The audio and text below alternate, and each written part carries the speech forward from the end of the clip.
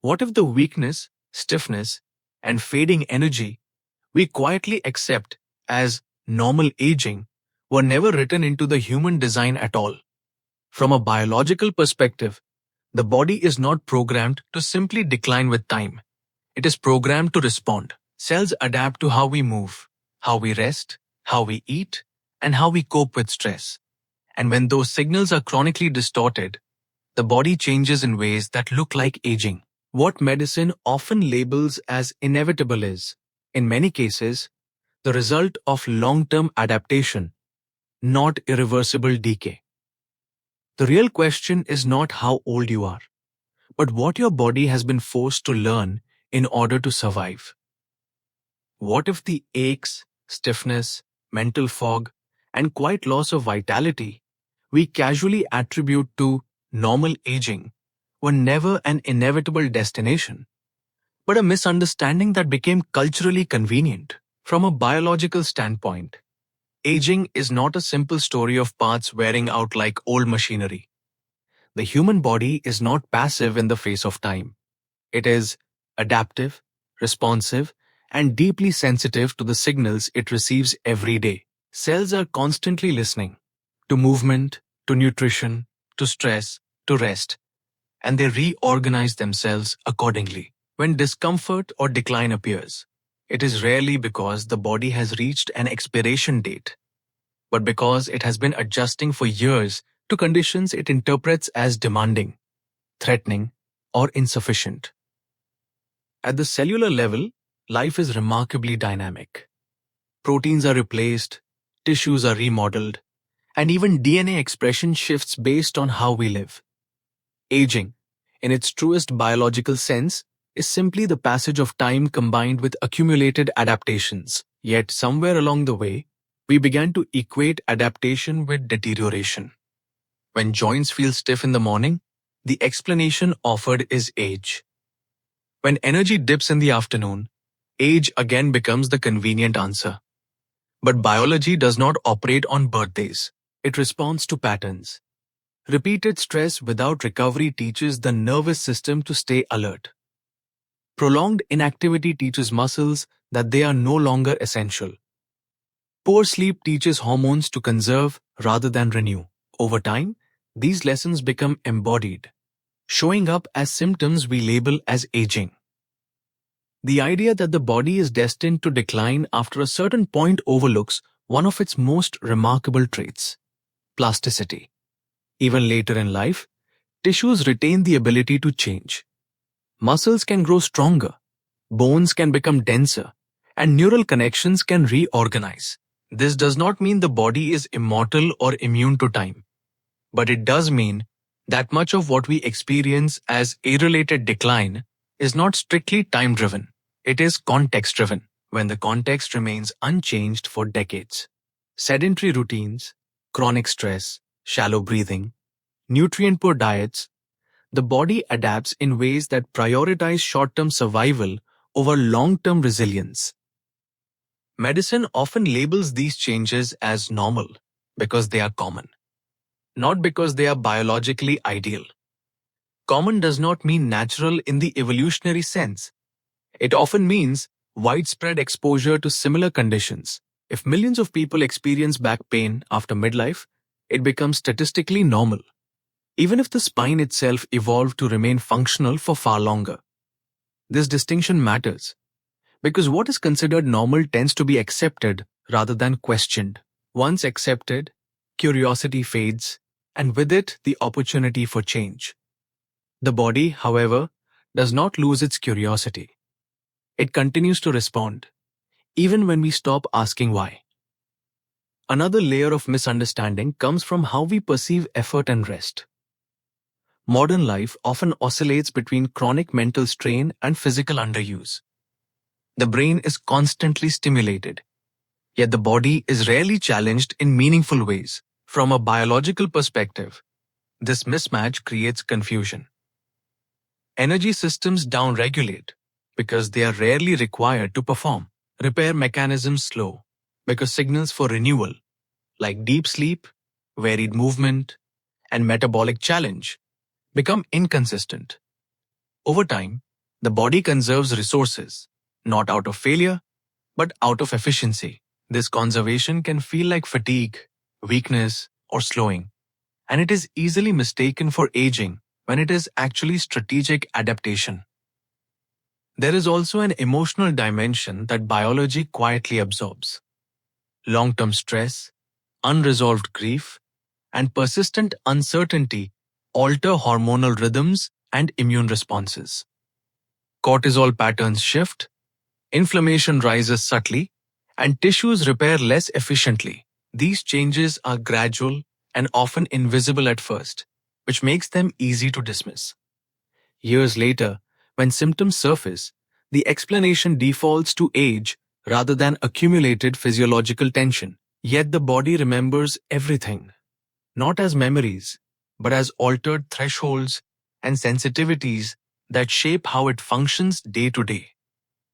What makes this perspective both unsettling and hopeful is the implication that aging is not a single force acting upon us, but a dialogue between time and behavior. If the body is responding, then different signals can evoke different responses. This does not promise perpetual youth, but it challenges the notion of inevitable decline. The question shifts from how old the body is to what it has been adapting to, what it has been missing, and what it has been quietly tolerating. When we view aging through this lens, symptoms become information rather than verdicts, and the body is no longer an enemy slipping away, but an intelligent system shaped by years of instruction, still listening, still adjusting, still waiting for cues that suggest safety, challenge, nourishment, and care rather than resignation. When we talk about the loss of strength, balance, and physical confidence that so often appears in midlife and beyond, it is almost automatically framed as a consequence of age itself, as though the body has an internal clock that simply decides to weaken. Yet muscle and bone do not respond to time in isolation. They respond to demand. From a biological perspective, these tissues exist because they are needed. Muscle fibers are metabolically expensive, and bone is constantly being remodeled, broken down, and rebuilt based on the forces placed upon it. When movement becomes limited, repetitive, or cautious, the body interprets this not as decline, but as instruction. It learns that less strength is required, less stability is necessary, and it reallocates resources accordingly. Throughout life, the body maintains an ongoing conversation with gravity.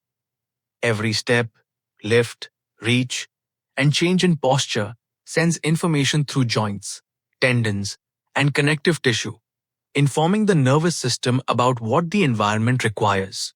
Bone cells sense pressure and vibration, responding by reinforcing areas that are regularly loaded. When that signal fades, bone density quietly decreases.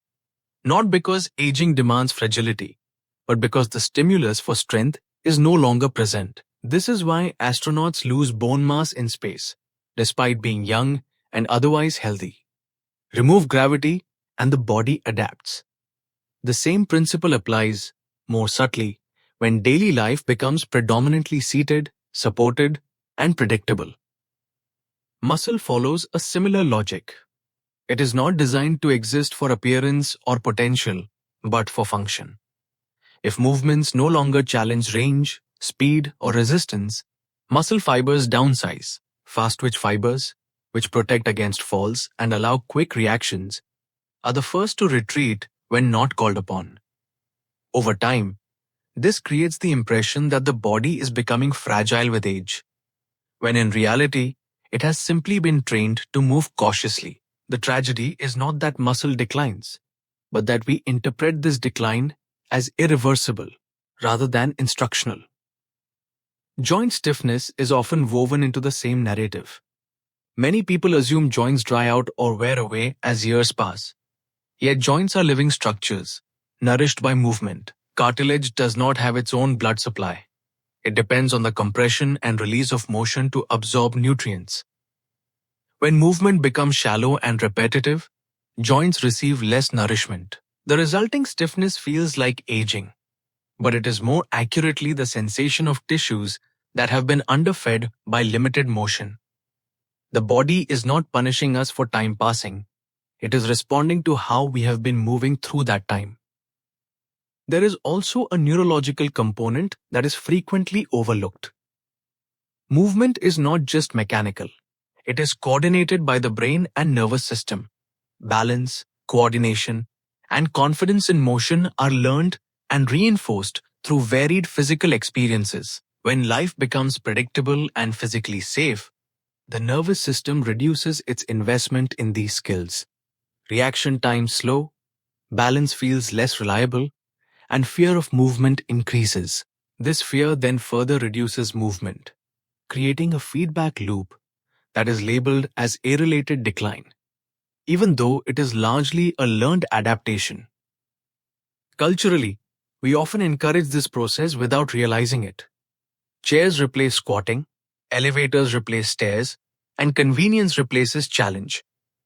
Well-intentioned advice urges older adults to be careful, to avoid strain, to protect their joints. While caution has its place, excessive protection sends a powerful message to the body that fragility is expected. The body listens. It adapts to the expectation by becoming more cautious, less resilient, and more dependent. What we call aging, in this sense, is the body fulfilling the role it has been assigned.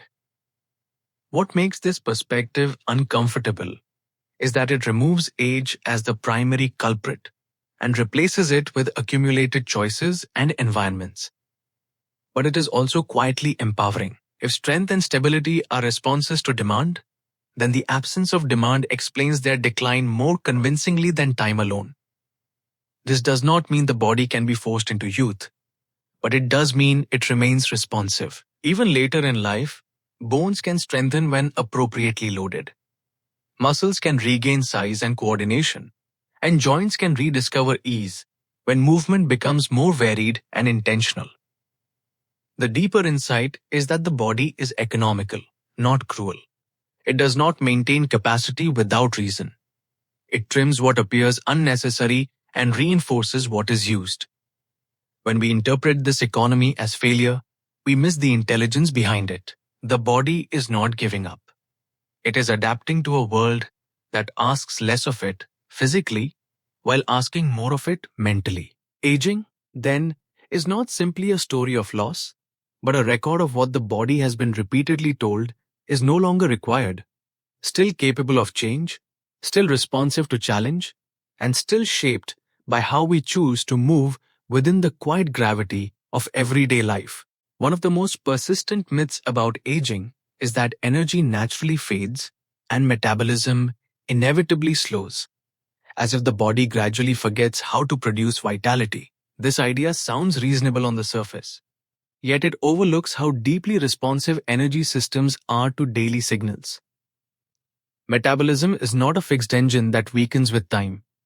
It is a flexible network designed to adjust based on demand, safety, and availability. When energy feels scarce later in life, it is often not because the system is broken, but because it has learned to operate in a more conservative mode, shaped by years of inconsistent sleep, chronic stress, and reduced physical challenge. At the center of this process are mitochondria, the structures inside cells responsible for converting nutrients into usable energy. These are not static power plants. They adapt constantly when the body is regularly challenged through movement, temperature variation, and periods of metabolic demand. Mitochondria multiply and become more efficient. When life becomes chronically sedentary and predictable, the signal reverses. The body concludes that high energy output is unnecessary and costly, and mitochondrial activity subtly declines. This does not happen abruptly, which is why it is so easily attributed to age rather than to adaptation. Hormones play an equally important role in this story. Insulin, cortisol, thyroid hormones, and sex hormones are all deeply involved in regulating energy and metabolism. They respond not only to food, but to light exposure, sleep timing, emotional stress, and daily rhythm. When sleep becomes fragmented, when stress remains unresolved, or when eating patterns lose alignment with natural cycles, these hormones adjust. Blood sugar regulation becomes less efficient, appetite cues blur, and energy levels flatten. Over time, the body enters a state of metabolic caution, prioritizing stability over vitality. This state is often labeled as age-related slowing, even though it is more accurately a response to long-term disruption. Weight gain is frequently folded into this narrative as proof that metabolism declines with age. Yet from a biological perspective, weight gain is often a protective response. When the body perceives stress or unpredictability, it favors energy storage. Fat tissue is not simply excess. It is a buffer against uncertainty. If cortisol remains elevated and sleep remains shallow, the body receives the message that resources may be needed later. The resulting metabolic shift is not failure, but foresight. What is interpreted as a stubborn metabolism is often a nervous system that no longer feels safe enough to burn freely. Another overlooked factor is the loss of metabolic challenge. In earlier stages of life, energy systems are regularly tested through play, spontaneous movement, irregular schedules, and periods of exertion. As life becomes more structured and comfortable, these challenges fade. Meals become frequent and predictable, physical effort becomes optional, and temperature remains controlled. The body adapts by narrowing its metabolic range. Flexibility diminishes, and energy production becomes less dynamic.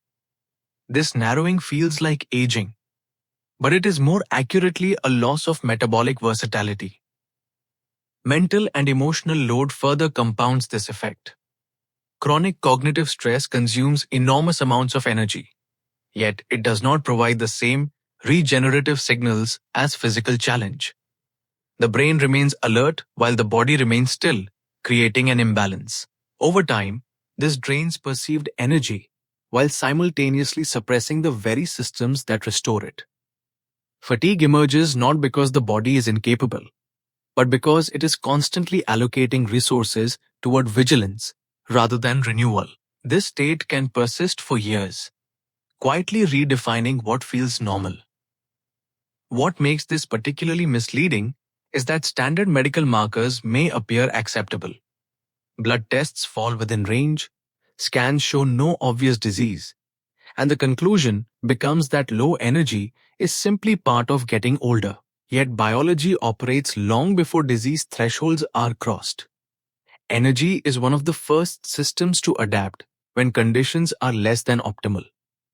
By the time pathology appears, the body has been compensating for years. Fatigue, sluggishness, and metabolic dullness are early messages, not endpoints. Seen through this lens, aging does not steal energy. It reflects how energy has been managed, constrained, and redirected over time. The body remains capable of responsiveness far longer than we are taught to believe. When signals change, when sleep deepens, movement becomes meaningful, stress resolves, and metabolic challenge returns, energy systems often respond with surprising speed. This does not erase time, but it reveals that much of what we attribute to age is actually the echo of long-standing patterns. The body is not running out of energy because it is old. It is conserving energy because it has learned that the environment no longer justifies abundance.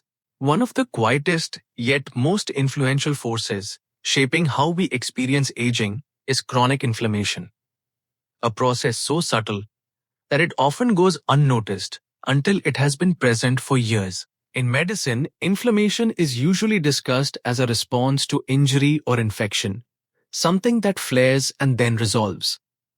But there is another form, far less dramatic, that hums continuously in the background.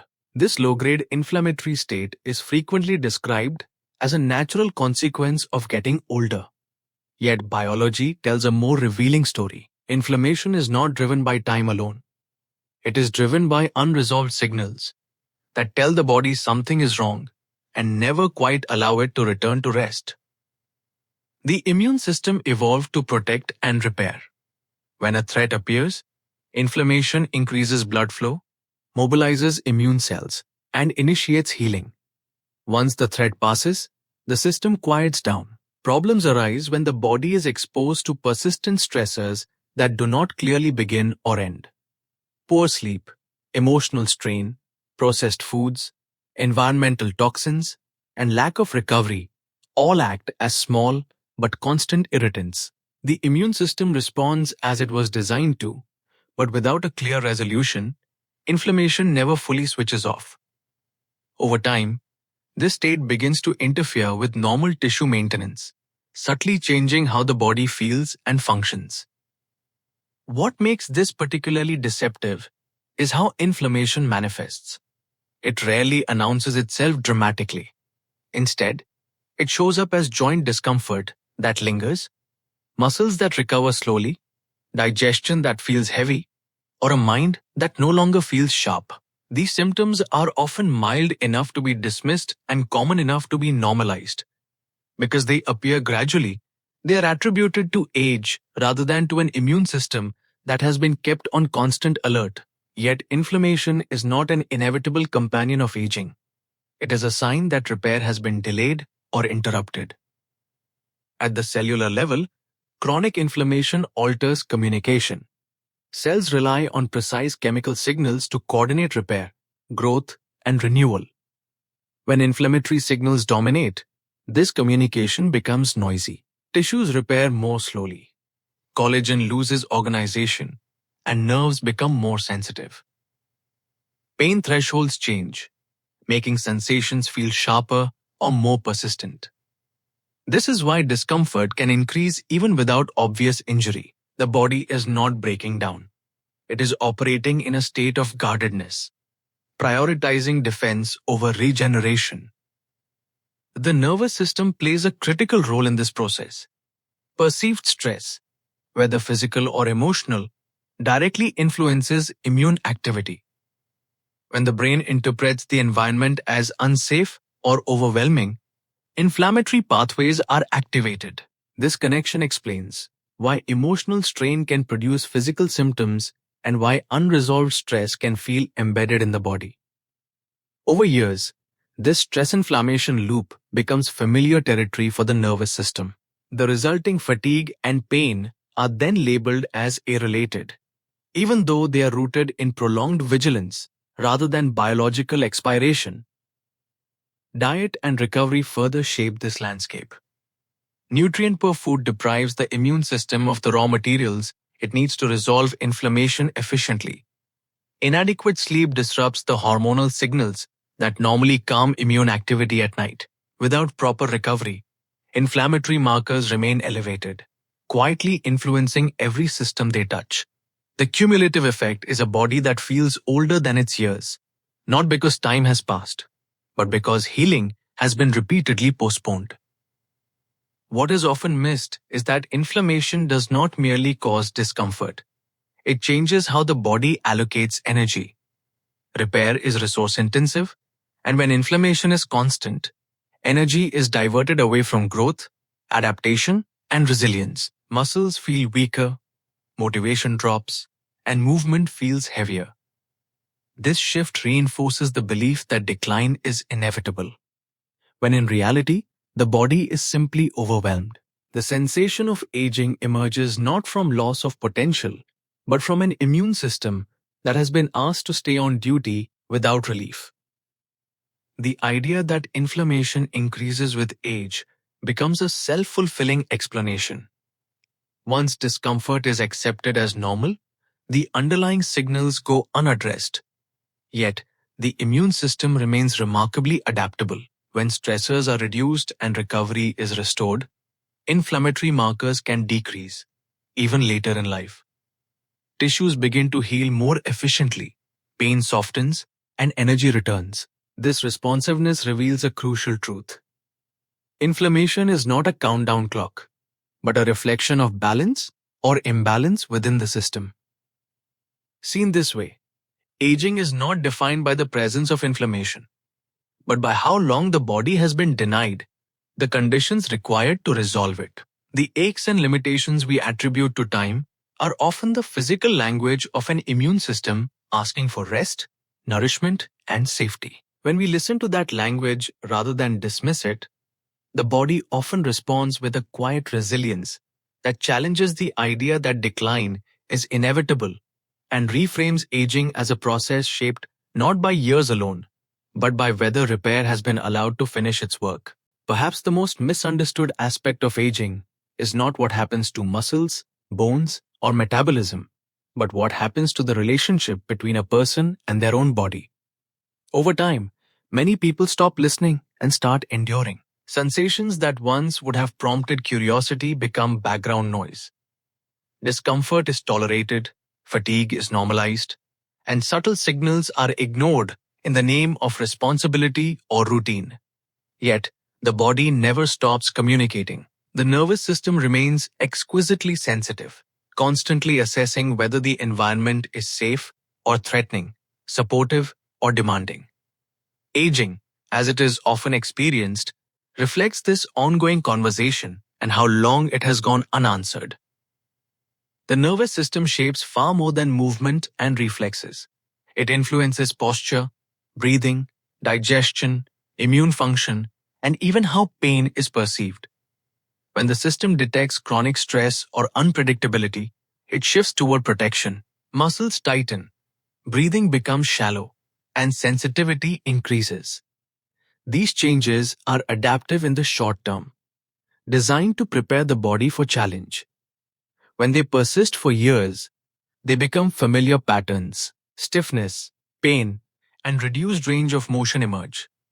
Not because tissues have aged beyond repair, but because the nervous system has learned to stay guarded. One of the most powerful yet overlooked contributors to this guarding is emotional experience. The body does not distinguish sharply between physical and emotional threat.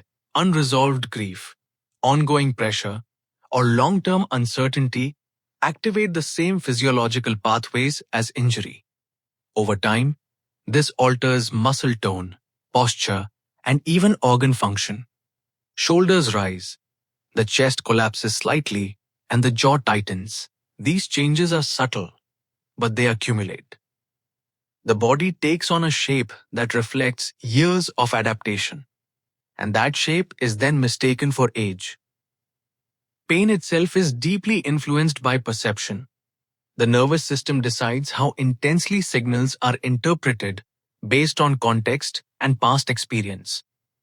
When stress remains high and recovery remains low, pain thresholds drop. Sensations that once would have passed unnoticed become persistent. This shift is often described as the body becoming fragile with age. Yet, it is more accurately a nervous system that has become highly vigilant. The body is not failing. It is amplifying signals in an attempt to protect itself. Another dimension of this relationship is trust. Early in life, movement is approached with curiosity and experimentation. Falls are part of learning, and the body is trusted to recover. As experiences of pain or injury accumulate, trust erodes. Movement becomes cautious, restricted, and carefully controlled. This caution feeds back into the nervous system, reinforcing the idea that the body is unsafe or unreliable. Over time, this belief shapes physical capability more than tissue quality ever could. What is labeled as aging is often the physical expression of lost confidence. Modern culture reinforces this disconnection. Medical language often focuses on damage, degeneration, and limitation. While these concepts have their place, they can also frame the body as a problem to be managed rather than a system to be understood. When people are told to expect decline, they begin to interpret every sensation as confirmation. The nervous system absorbs this expectation, adjusting posture, movement, and sensitivity accordingly. The body lives up to the story it is told. Yet the nervous system is not fixed. It is plastic, capable of change throughout life.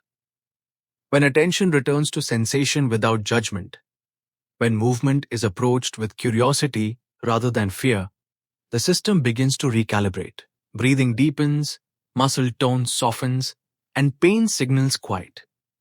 These shifts can feel subtle, but they are profound. They reveal that the body has not been waiting for rescue, but for acknowledgement.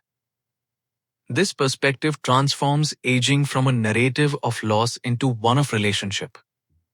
The question is no longer what the body has lost with time, but how it has been treated, interpreted, and trusted. When endurance replaces dialogue, the body adapts by becoming quieter in some ways and louder in others. Fatigue, stiffness, and pain become the language of a system that has learnt it must speak loudly to be heard. Reconnecting with the body does not require reversing time or achieving perfection. It begins with curiosity, with noticing patterns rather than suppressing them, and with responding rather than enduring. When the nervous system senses that signals are being received and respected, it often relaxes its protective stance. Movement becomes easier, sensations become clearer, and the body reveals capacities that were thought to be lost. Aging, then, is not the story of a body that has betrayed us, but of a conversation that was interrupted and can still be resumed if we choose to listen with patience, respect, and a willingness to see the body not as an aging object, but as an intelligent partner shaped by years of experience and still capable of responding to care and attention.